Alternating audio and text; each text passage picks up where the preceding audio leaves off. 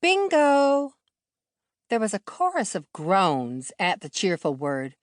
Groans from everyone except the blonde woman across the aisle from me. She'd won nearly a dozen baskets tonight, as well as the first 50-50, which had ended up being almost $70. Although, in all fairness, the woman had probably spent $300 on the many bingo cards she had strategically placed around her. Her strategy was clearly paying off. If her goal was to go home with a truckload of basket winnings, that is. That woman is a piece of work, Daisy hissed, glaring over at the blonde. Who is she?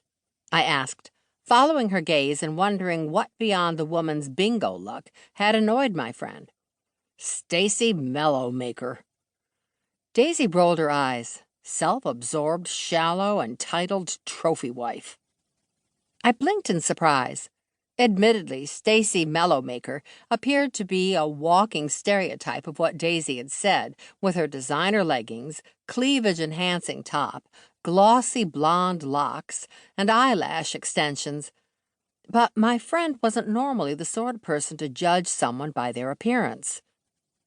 I wasn't either, until this Stacy woman started winning all the baskets at bingo.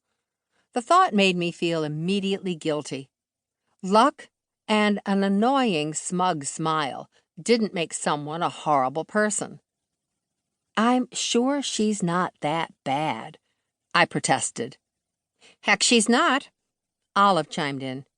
She's nearly got Chip's Cupcakery shut down over that gluten thing a couple months ago. She has celiac disease? I grimaced, thinking how difficult that must be, and what the heck the woman planned to do with the giant basket of cookies she'd just won.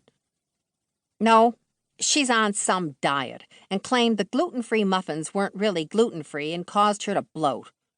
Chip swore up and down there wasn't even a hint of cross-contamination, but the damage was done. He almost went under because of that.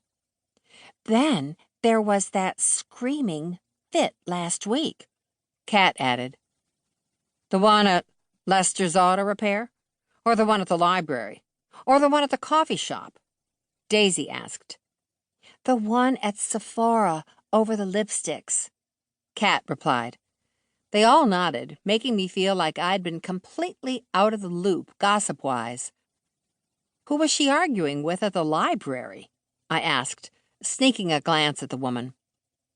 Last week? The new assistant, Molly, Kat replied. The week before, she was yelling at Mrs. Greenway over the selection of children's book at reading time. That poor daughter of hers. Olive shook her head. Cheyenne, Daisy commented, with an S instead of a C, and an A instead of an E, because naming your daughter after a city in Wyoming isn't weird enough unless you switch up the letters a bit. I blinked in astonishment. This coming from a woman whose mother had named her after a flower?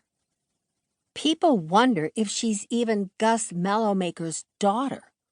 Kat snipped with unusual cattiness. Rumor says Stacy's been sleeping with one of the trainers at the gym, and that he's not the first she's screwed around with. Plus, her husband is ancient. The guy's got to be 90 if he's a day. I can't imagine how he could possibly have fathered a child at his age. Suzette shuddered. Ugh, I don't want to imagine that. As horrible as Stacy Mellomaker sounded, I really didn't want to speculate about the nature of her relationship with her husband. I preferred to think that people truly loved one another, 50 or 60 years of age, difference aside. Either way, the matter of how their daughter had been conceived was none of my business. Was the guy really 90, though? Maybe Kat was exaggerating by 30 years or so.